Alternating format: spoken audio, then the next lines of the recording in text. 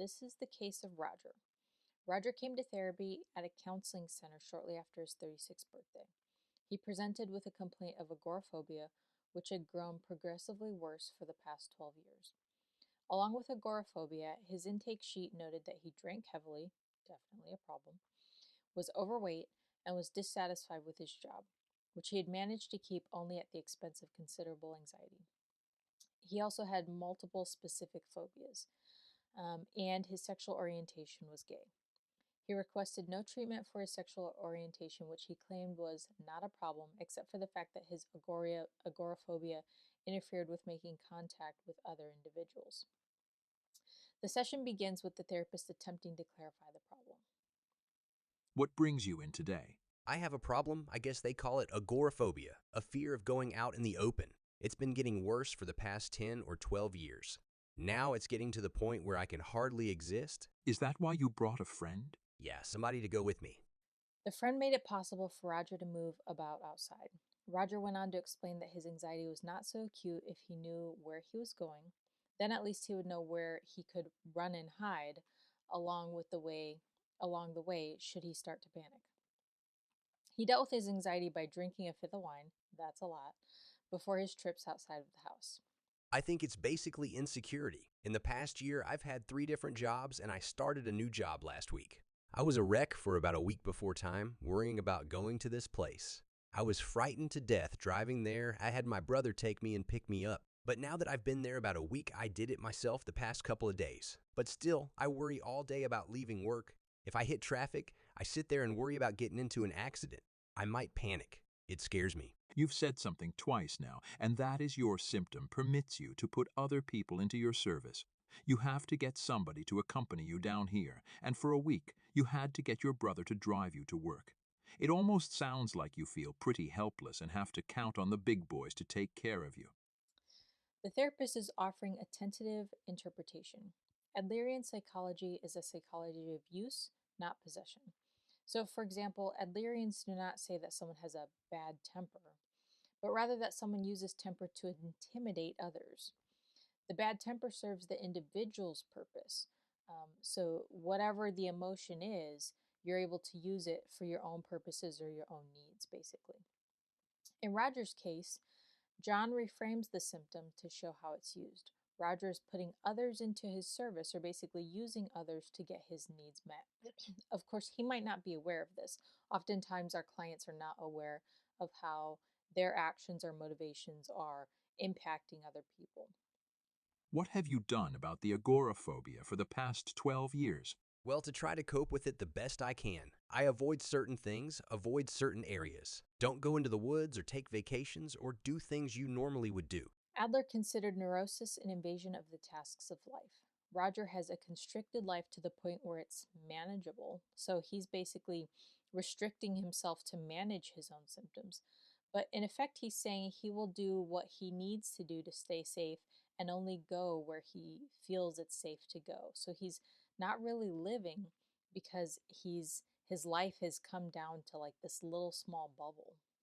Yea, but that doesn't overcome it. That's living within the confines of your symptoms. Have you done anything about trying to overcome the symptoms? Yeah, I went to a psychiatrist downtown for a while. He gave me Thorazine and it made me sick. I never went back to him.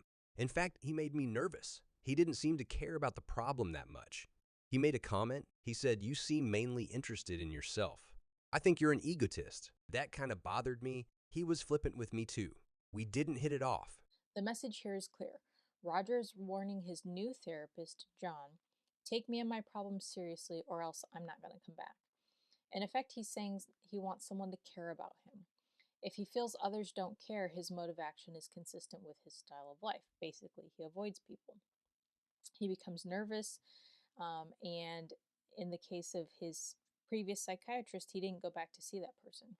So he definitely wants to feel understood by his current therapist. Otherwise, it's not going to go well, as we've already seen. If I had a magic wand and could wave it over your head and get rid of this agoraphobia, what would be different in your life? This is known as the question. Adlerians use it to determine the purpose of the symptom. It's also usually indicative of what is being avoided. That is, for what the purpose of the symptom is generated. It would take away a lot of the fears and the frustrations of planning ahead. You see, I have to plan my week. I've got to make arrangements with friends to pick me up and drive me back. I could just float and enjoy life.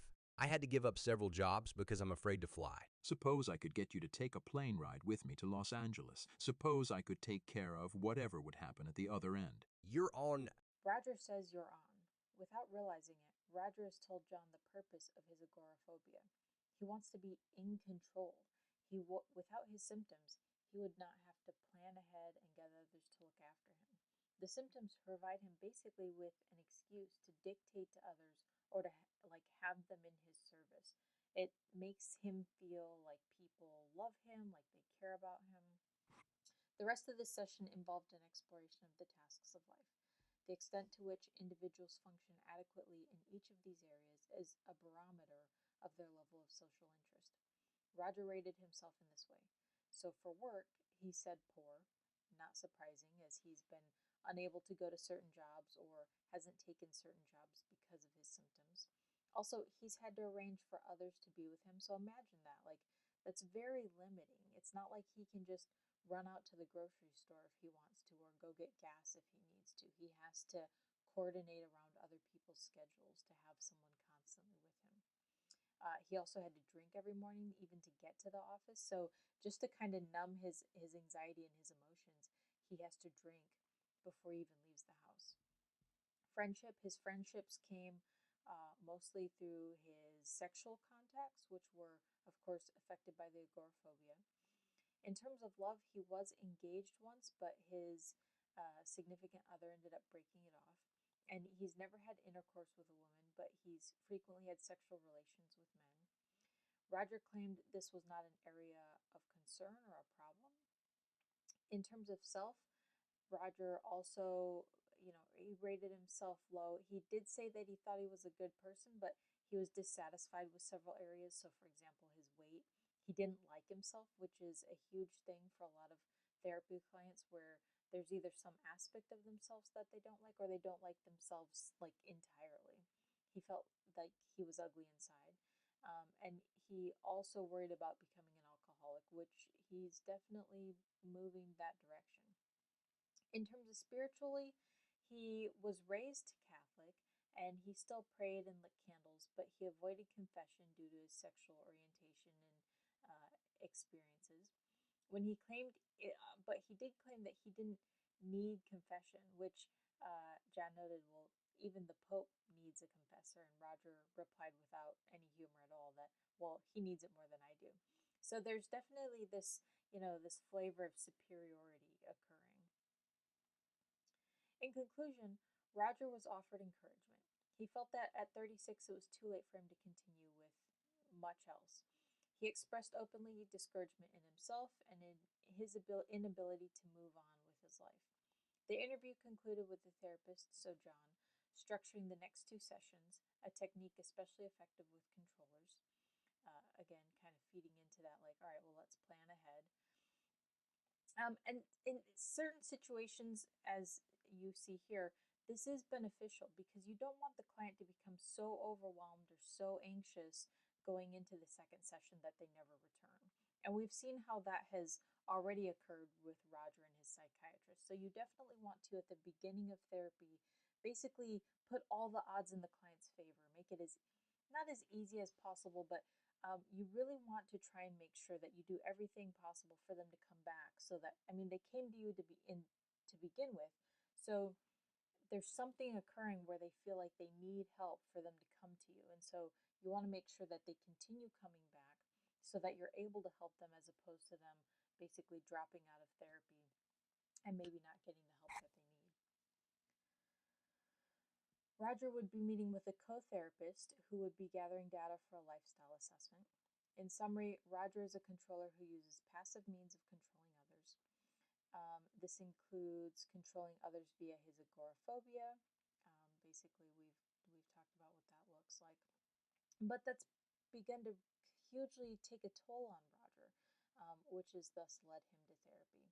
He has strong inferiority feelings and underdeveloped social interest as indicated by his poor overall functioning in the life tasks. Despite his poor self concept, he still considered himself somewhat superior, as we talked about, like having higher standards than the Pope. The therapist has shown that he understands Roger's problems and he takes them seriously, which is important, and that he's willing to align his goals with the client's, therefore reducing resistance. Most importantly, he has encouraged Roger, who is seriously, Roger comes across as really discouraged. And that's also a huge part of therapy. We want to make sure that we're giving our clients hope, or that we're helping them develop hope that things can be different, that they can experience the change that they want to experience. In terms of session 2 and 3, the next 2 sessions were spent with the co-therapist gathering the lifestyle assessment data. Since I've already done a video about that, we'll skip over some of that. Session 4 was the lifestyle summary, so basically taking all of that data and summarizing it and then going over it with Roger. We'll skip over that as well. But going into session 5, it starts with kind of looking back at the lifestyle summary. And so it might feel like you're kind of coming in mid-conversation because I'm not actually covering session 2, 3, and 4 in this video. So for you, the important goal is to be dominant in every relationship. You want to be in charge. I like to call the shots. You do want to be in charge. Will you do something for me, Roger? While there's no way for us to predict what's going to happen since you have a great fantasy life, I'd like you to create a future autobiography. 10 years from now, you'll be 45 years old. What do you think your life will be like? It could go either way. If this therapy thing works out, I might be quite a fantastic individual. Have a lover, a beautiful home somewhere. Travel a lot. Supposing therapy doesn't go well. Well, I think 10 years from now, I would just be a bum. I would just sell everything, have long hair, and look like Jesus Christ walking down the street. It might be rather interesting. No problems then, but what kind of meaning?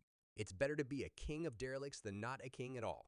As you just put it, in 10 years, if therapy works, you'll be doing something fantastic. And if not, you'll be the king of the derelicts. One way or another, I'm going to make it. Roger is exhibiting what Adler called antithetical modes of apperception. He'll either be the best or the worst. There's no common ground for him. To share an example, there's a slightly similar concept in CBT known as worst case scenario thinking or catastrophizing. It's a little bit different because it doesn't have the best or the worst. It mostly focuses on the worst. Just to give you guys an example, that there's a lot of similarities and sometimes overlaps within the different therapies that we're going to be talking about this semester. So if something sounds really familiar, it's because there's kind of varying degrees of separation. So I just wanted to point that out. Coming back to Roger, the strong sense of inferiority or superiority as they're two sides of the same coin, they're causing a lot of problems for Roger. He wants to be the best. He must be the best. But with that prerequisite, it's causing a lot of problems for him in his relationships. And so for him and for John, his therapist, the goal is to help encourage him to regain his affectability, like basically help him become better at relationships. And move away from this, like, I have to be the best, or it's like this one or nothing, all or nothing. Like, let's figure out some more common ground so that you can have some healthier relationships. So we won't go into all of the future therapy sessions that are in this case example, but of course future therapy is going to focus on relationships, and it's going to focus on moving towards those life tasks that we saw with Adlerian therapy and the social interests, so that he's able to, again, improve those relationships. So let me know in the comment section below what you guys thought of this case vignette, if you want to continue to see more examples like this, or if it was a good portrayal of Adlerian therapy techniques and approaches and strategies, and what you thought of John as Roger's therapist. Thanks, guys.